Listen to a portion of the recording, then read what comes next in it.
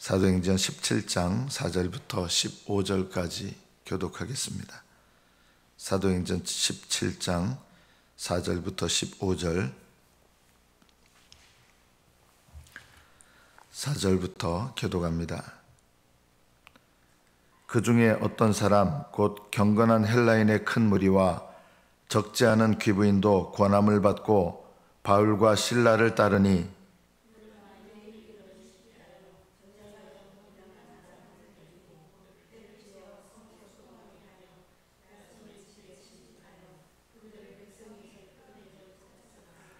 발견하지 못함에 야손과 및 형제들을 끌고 읍장들 앞에 가서 소리 질러 이르되 천하를 어지럽게 하던 이 사람들이 여기도 이르매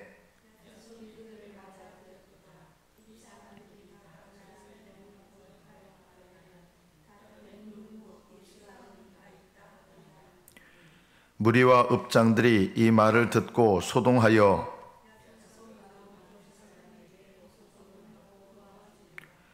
밤에 형제들이 곧 바울과 실라를 베레아로 보내니 그들이 이르러 유대인의 회당에 들어가니라.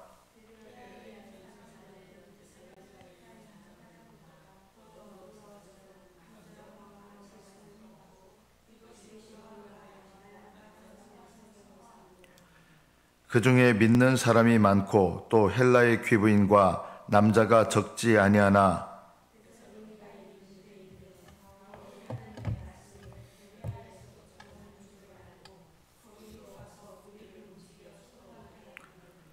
형제들이 곧 바울을 내보내어 바다까지 가게 하되 실라와 디모데는 아직 거기 머물더라.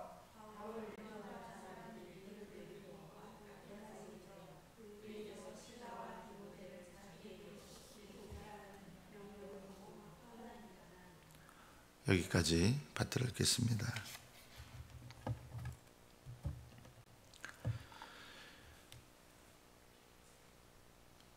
빌립보에서 복음을 전하다가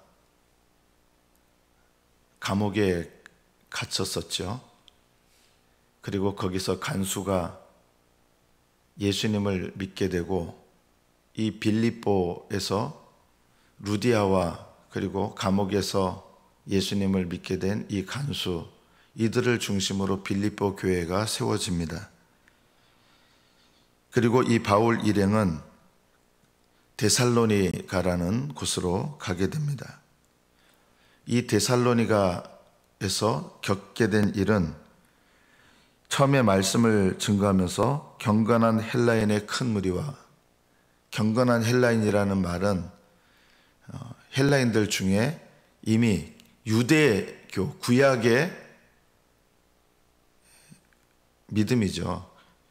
아직 예수님은 모르지만 유대교를 통해서, 유대인들을 통해서 하나님을 이렇게 믿게 된, 예수님은 모르는 상태에서 그런 사람들이 예수 그리스도의 복음으로 이제 바른 믿음으로 그리고 성취된 믿음으로 이제 들어오게 되는 거죠. 경건한 헬라인의 큰 무리와 적지 않은 귀부인이 복음의 말씀을 들으면서 바울과 실라를 따르게 됩니다. 이때 유대인들은 이것을 시기해서 요즘 말로 말하면 깡패 같은 사람들을 동원해서 사람들을 선동하고 폭동을 일으키게 합니다. 그래서 이 당시에 데살로니가에서 바울과 일행을 영접했던 사람이 누구냐면 오늘 본문에 야손이라고 하는 사람이 나옵니다. 빌립보에는 루디아라고 하는 여인의 이름이 등장하는 것처럼 이 데살로니가 교회는 야손이라고 하는 사람이 바울을 영접하고 이 야손을 중심으로 해서 데살로니가 교회가 이제 세워지게 되는 것입니다. 이 소동과 폭동 속에서 야손은 붙잡히고 보석금을 내고, 여러분 믿음을 갖는 것이 무슨 이 당시에 범죄가 되고 감옥에 갇히는 일이 된 거예요. 보석금을 내고 야손과 또 야손 주변 나머지 사람들이 이제 감옥에서 들어갈 위험에서 풀려나게 됩니다. 그리고 밤에 형제들이 이 바울과 실라를 베레아로 보내게 됩니다. 이 데살로니가에 있었던 기간이 그렇게까지 오래되지 않았겠죠. 이 베레아로 가면서 염려가 되지 않겠습니까? 예수님을 영접했는데 여러분, 데살로니가 교회가 예수님을 영접한 지 그렇게 며칠 안 된 교회가 된 거예요. 자, 그런데 여러분 보세요. 이 데살로니가 교회는 교회가 설립하는 시작부터 환난을 받은 교회가 됐어요. 사도 바울이 그래서 이들의 신앙을 염려하면서 편지를 보내는데 그것이 데살로니가 전서입니다. 데살로니가 전서는 보면은 바울의 편지의 내용에 보면 시작부터 환난을 받고 시작한 교회이기 때문에, 그럼 그 다음에 어떻게 되냐? 환난이 없어졌느냐? 사도 바울은 데살로니가 전서에서 내가 여러분들한테 장차 받게 될 환난을 미리 여러분에게 말했는데 그렇게 된 것을 여러분도 압니다. 이게 뭐냐면 예수님을 환난 중에 믿었는데 그 다음에 어떻게 되느냐? 그 믿음 때문에 계속해서 환난을 받은 거예요.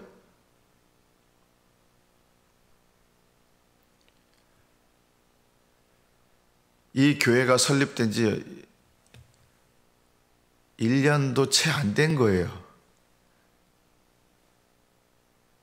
자, 1년도 채 안 된 성도들만이 모여있는 교회였습니다. 이 교회에 보낸 편지가 데살로니가 전서거든요. 이 데살로니가 전서를 살펴보면 이 당시 데살로니가 교인의 신앙이 어떤 신앙인가를 우리가 살펴볼 수 있습니다. 데살로니가 전서 1장 3절에 보면 여기 너희는 데살로니가 교인들입니다. 너희의 믿음의 역사와 사랑의 수고와 우리 주 예수 그리스도에 대한 소망의 인내를 하나님 아버지 앞에서 끊임없이 기억함이니. 예수님 믿은 지 며칠 안 된 분들이에요. 얼마 안 된 분들이에요. 길어봐야 몇 달 안 된 분들인데 믿음의 인내가 있었고 사랑의 수고가 있었고 다시 오실 예수님에 대한 소망, 그 소망 때문에 지금 뭘 겪고 있느냐? 환난을 겪고 있는 거예요. 교회가 계속 고통을 겪고 있는 거예요. 여러분, 예수님을 믿어서 잘 되고 예수님 믿어서 축복받고 예수님 믿어서 사업 잘 되고, 여러분, 이 데살로니가 교회는요 이런 말을 할 겨를이 없는 교회예요. 처음 예수님을 믿을 때부터 환난을 받았고 매 순간순간마다 예수님을 믿는 믿음 때문에 환난을 받는 교회인데, 예수 믿으면 세상에서 잘 되고 성공하고 이런 세상적인 복음을 전할 여유가 없는 교회예요. 그런데도 믿음의 역사와 사랑의 수고와 예수님에 대한 소망의 인내를 끊임없이 기억하는 교회였습니다. 데살로니가 전서 1장 6절에 보면 사도 바울은 이렇게 얘기합니다. 또 너희는, 여러분들은 많은 환난 가운데서 성령의 기쁨으로 말씀을 받아 우리와 주를 본받는 자가 되었습니다. 우리와 주를 본받는 자가 됐다는 게 뭐예요? 우리를 본받는다는 것은 고난받고 환난받고 복음 전하면서 고난받고 늘 죽음의 위협을 무릅쓰는 것. 주님을 본받은 자, 주님을 본받는다는 건 뭐예요? 예수님도 이 땅에서 말씀 전하시면서 계속 비난과 저주와 조롱과 고통과 환난을 받고 십자가 고난을 받으셨죠. 우리와 주를 본받은 자가 되었습니다. 여러분들이 많은 환난 가운데서, 그런데 성령의 기쁨으로 여러분은 말씀을 받았습니다.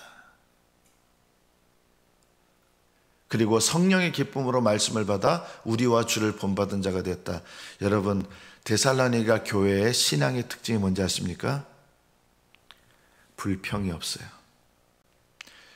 왜 오늘날 성도들은 이런 환난도 없는데 왜 믿음이 잘 안 자라는가? 가장 큰 이유가 이겁니다. 여러분, 왜 믿음이 안 자라는지 아세요? 불평하는 사람은 믿음이 안 자랍니다. 여러분의 믿음이 자라려면 목숨 걸고 이거를 해야 되는 거예요. 뭘 해야 될까요? 어떤 상황에서도 불평, 원망하지 않는 것.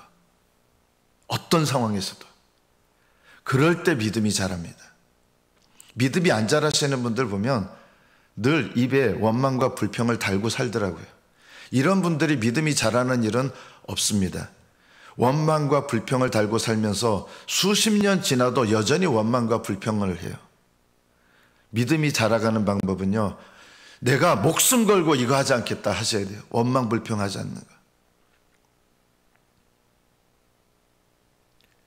원망 불평하면요, 별하별 작은 일에도 다 원망이 생겨요. 우리 교회에는 환난 받는 교회도 아니잖아요. 교회 공기 어쩌고 데살로니가 교회는요, 어디서 모인지 알아요? 정말 모이기 어려운 환경에서 모였어요. 그런데 원망 불평하는 거 하나도 없어요. 여러분 돌아보세요. 교회 춥다, 덥다, 냄새난다, 뭐한다. 여러분의 환경에 대해서 원망 불평 결코 하지 마세요. 말씀 전하는 분에 대해서 원망 불평 얼마나 요즘에는 어떤 말씀, 우파적인 말씀, 좌파적인 말씀 이런 것도 필요 없어요. 말씀을 받을 때 하나님의 말씀으로 받는 것. 내가 어떤 상황에서도 원망 불평하지 않는 것. 또 데살로니가 교인들은 하지 않는 습관이 있었습니다. 남 탓하는 게 없어요. 환난 가운데서 남 탓하는 게 없어요. 데살로니가전서 1장 9절에 보면 너희가 어떻게 우상을 버리고 하나님께로 돌아와서 이들은 처음 예수님을 믿을 때부터 한 일이 있었어요. 이 당시 로마인들은 다 우상 섬겼거든요. 예수님 믿는 그때부터 우상 다 버린 거예요. 여기서부터 시작한 거예요. 환난을 받았어요. 시작할 때부터 우상을 버렸고 시작할 때부터 환난을 받았어요. 그러니까 예수님을 믿은 지 한두 달밖에 안 돼도 이게 너무 마음 아픈 거예요. 오늘날 교회에서 30년, 40년 신앙생활 하신 분들보다 바울의 복음의 전도를 듣고 예수님 믿고 신앙생활한 지 몇 달 안 된 이 데살로니가 교인들이요, 영적으로 훨씬 더 높은 경지에 올라가는 거예요. 시작할 때부터 환난을 받았고 이들은 가장 극심한 환난 속에서 결코 원망이나 불평이나 또 다른 형제들을 판단하는 게 없어요. 함께 환난을 받으니까. 우리가 환난을 안 받으니까 늘 하는 게 뭔지 아세요? 환난을 안 받으니까 맨날 누구는 어떻고 누구는 어떻고 목사님 어떻고 장로님 어떻고 집사님 어떻고 권사가 어떻고 누구 어떻고, 환난을 안 받으니까 늘 비판과 판단하는 말밖에 없어요. 여러분 죽어도 하지 말아야 될 거, 남에 대해서 판단하지 마세요. 함부로. 왜냐하면요, 신앙은 어디서 출발하는 거예요? 내 죄를 깨닫고 돌아보는 일에부터 시작하는 거잖아요. 다른 사람을 판단하는 사람이 내 신앙 돌아보면서 내 죄를 깨닫는 일이 있습니까? 그런 일 일어나지 않습니다. 평생을 다른 사람 탓하고 다른 사람의 죄를 발견하고 그 비난하고 이런 분들이 내 죄를 깨닫는 신앙의 길에 들어설 수 있느냐? 못 들어서는 거예요. 저 사람은 왜 저렇게 신앙생활해? 그런 것도 하지 마세요. 이것도 판단이잖아요. 아니 권사가 돼가지고 왜 신앙생활을 저 따위밖에 못해? 이것도 판단이에요. 차라리 그 말을 할 바에요, 그 영혼을 위해서 기도하세요.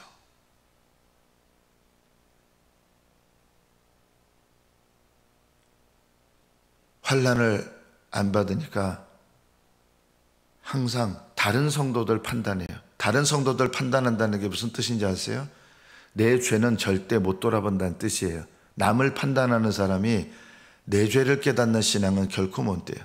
부부끼리도 마찬가지예요. 여러분 모임하면 남편 탓하시는 분들, 죄를 깨닫는 분들이 없어요. 남편 욕하시는 분들이 내 죄를 깨닫고 하나님 앞에 신앙생활 하는 분들이 있느냐? 안 돼요. 우리가 은혜를 제일 많이 쏟아놓는 게 뭔지 아세요? 우리 가정에서 남편 탓하고 남편은 아내 탓하고 하나님 앞에 우리 신앙생활의 출발점은 항상 어디예요? 내 죄를 깨닫는 것, 이것이 신앙의 출발점이에요. 그러면 어떤 환경 속에서도 남 탓을 할 이유가 없고 비난을 할 이유가 없고 판단을 할 이유가 없고 원망을 할 이유가 없고 불평을 할 이유가 없어요.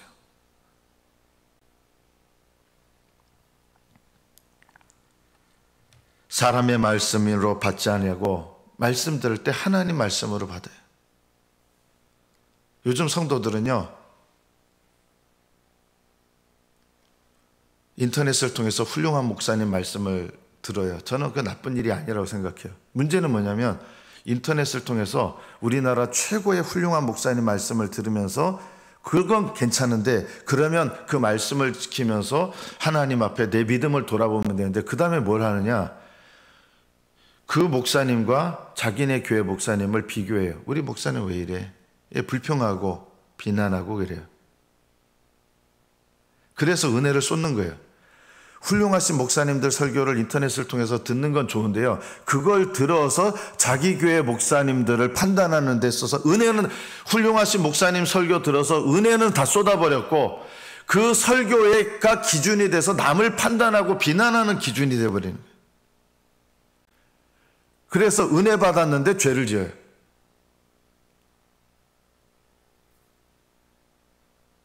예전에 우리나라 보면요. 우리나라 예전에 어르신들 뭐 그렇게 말씀이 대단하지 않았어요. 그러나 성도들이요. 별로 대단하지 않은 목사의 말씀인 것 같아도 하나님 말씀으로 받았어요. 그래서 별로 대단하지 않은 그 말씀 가운데서 오히려 하나님은 역사하셨는데 오늘날 성도들은 신앙 서적도 엄청나게 많아요. 유튜브를 통해서 세계의 가장 위대한 주의 종들의 말씀도 얼마든지 들을 수 있어요. 그런데 옛날 성도들보다 믿음이 더 좋으냐? 절대 그렇지 않아요. 뭐만 커졌어요? 그런 훌륭한 말씀 듣고 남을 판단하고 심지어 누구를 판단하냐면 각자 교회들마다 이런 일이 일어나더라고요.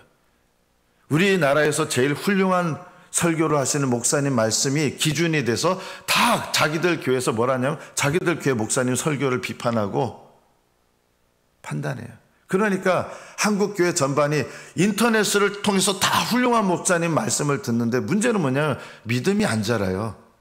왜 안 자라는지 아세요? 판단하고 비판하면 믿음을 다 쏟아내요. 원망하고 불평하면 은혜를 다 쏟아내요. 우리가 하나님 앞에 믿음이 자라고 내가 받은 은혜를 지키는 비결이 뭐냐? 원망 불평하지 않는 거예요. 이 데살로니가 교회는 시작부터 환난을 받았고 환난 중에 신앙생활을 했어요. 그런데 누구보다도 가장 원망 불평할 수 있는 환경이잖아요. 그런데 이들은 원망 불평하지 않아요. 하나님 말씀을 받을 때 사람의 말로 받지 않고 하나님 말씀으로 받고 그 말씀을 하나님 말씀으로 여겨서 생명같이 여기면서 지키는 거예요.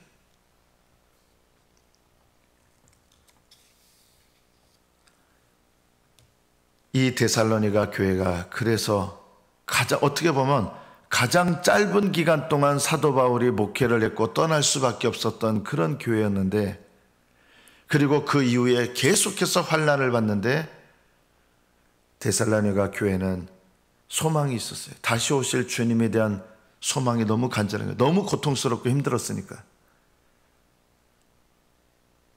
이 교회는 모일 때마다 다시 오실 주님에 대한 소망을 고백하면서 성도들이 사랑했어요. 성도들이 복음을 전하면서 고난을 받으면 그 고난받은 것을 서로 나누면서 서로 기도해주고 이런 분위기가 되는데 복음을 전하지 않고 세상적으로 되면요 결국은 비판하는 이야기들을 서로 나누게 되고 판단하는 이야기들을 서로 나누게 되고 그것이 오늘날 우리 한국교회의 현 주소가 아니겠습니까? 우리의 주소 아닙니까? 저 사람은 왜 저렇게 판단해 하면서 나도 그 사람을 판단해.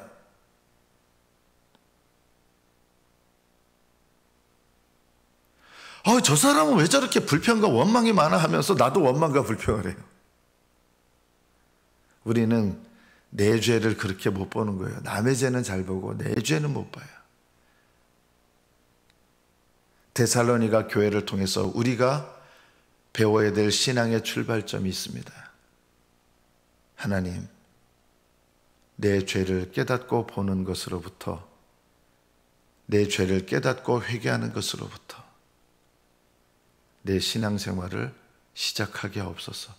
신앙생활의 시작은요, 항상 자기 부인입니다. 남을 부인하는 게 아니라 자기 부인입니다.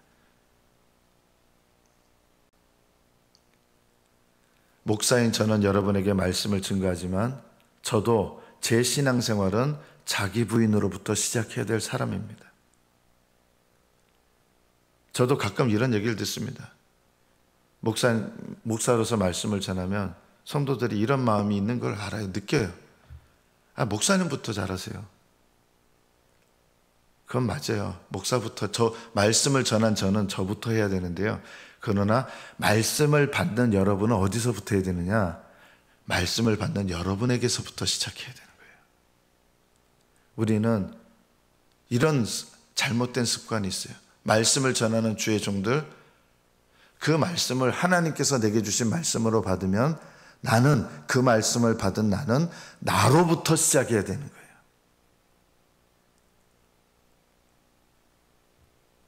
말씀을 전하는 자기부터 잘하라고. 이게 남으로부터 시작하는 거예요. 이거는요. 이것이 신앙생활의 제일 어려운 일입니다. 나로부터 시작하는 거. 내 죄를 깨닫고 하나님 앞에 내 죄를 인정하고, 그래서 내 죄를 깨닫고 인정해서 내가 주님 앞에 나가는 것, 이게 자기 부인이에요. 이게 내 신앙생활의 항상 출발점입니다. 그런데 이 신앙생활의 출발점을 날마다 우리가 이 출발점에서 시작해야 되는데 우리는 어디서부터 시작합니까? 다른 사람한테서 시작하고요. 교회로부터 시작합니다. 남편으로부터 시작하고, 자식으로부터 시작하고, 목사님으로부터 시작하고, 교회 중직들로부터 시작하고, 남의 교회로부터 시작하고, 남으로부터 시작합니다. 내가 아니라. 그러나 예수님을 따르는 신앙생활의 첫 시작은 항상 남으로부터 시작하는 것이 아니라 자기 부인으로부터 시작합니다. 자기 부인은 내 죄를 깨닫고 내 죄를 회개하고, 그래서 나를 불쌍히 여기시는 주님께 나아가는 것, 이것이 자기 부인입니다. 이 자리에 계신 여러분들이요, 말씀을 들을 때 이런 악습을 버리십시오. 이건 누구한테 하는 말씀이지?